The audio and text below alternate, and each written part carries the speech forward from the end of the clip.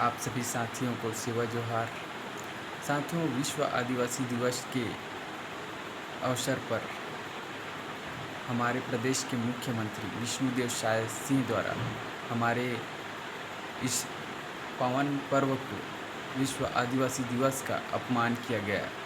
कार्यक्रम स्थल में ना आकर उन्होंने बता दिया कि विश्व आदिवासी दिवस एक तरह से भाजपा सरकार के द्वारा विरोध की तरह है, जो आदिवासी समाज का हितैषी नहीं है। ये कार्यक्रम में ना पहुंचकर विष्णुदेव साय सिंह ने सबूत दे दिया कि भाजपा की सरकार आदिवासियों की हितैषी नहीं है।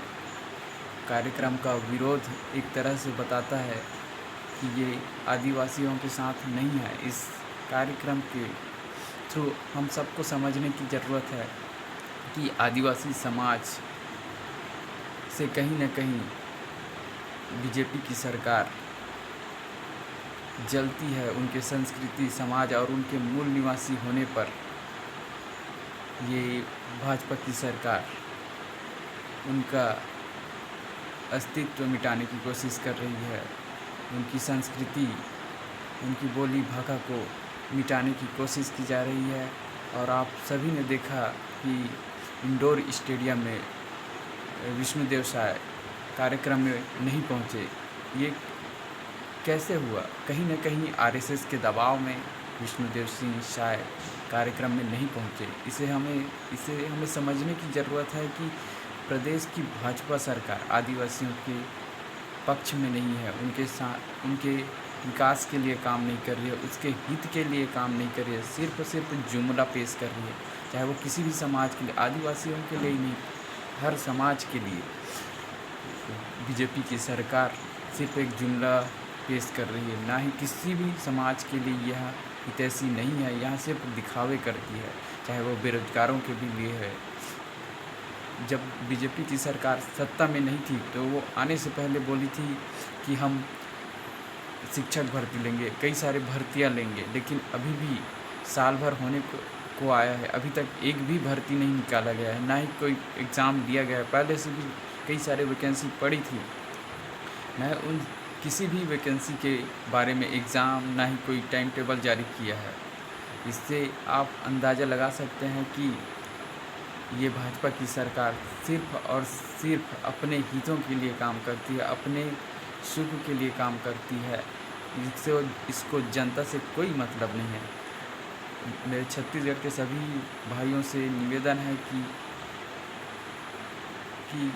कोशिश करें कि ये भाजपा की सरकार के नियमों का, इनके विचारधारा का कड़ी से कड़ी विरोध करे और सोशल मीडिया में आकर इस सब चीज़ को बोले, तभी ये भाजपा की सरकार काम करेगी।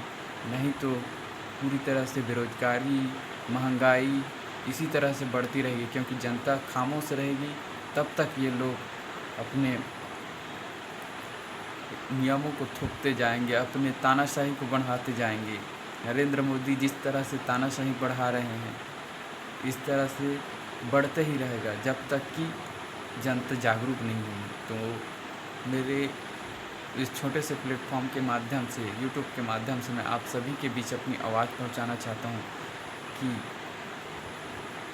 जितना हो सके अपने आसपास को लोगों को जागरूक करें और बताएं कि क्या हो रहा है समाज में और किस तरह से यह प्रदेश की सरकार, भाजपा सरकार लोगों को सिर्फ ठगने का काम कर रही है। इनके धरातल में कोई काम नहीं है। जितने भी काम होते हैं ये सिर्फ अपने प्रचार के लिए करते हैं।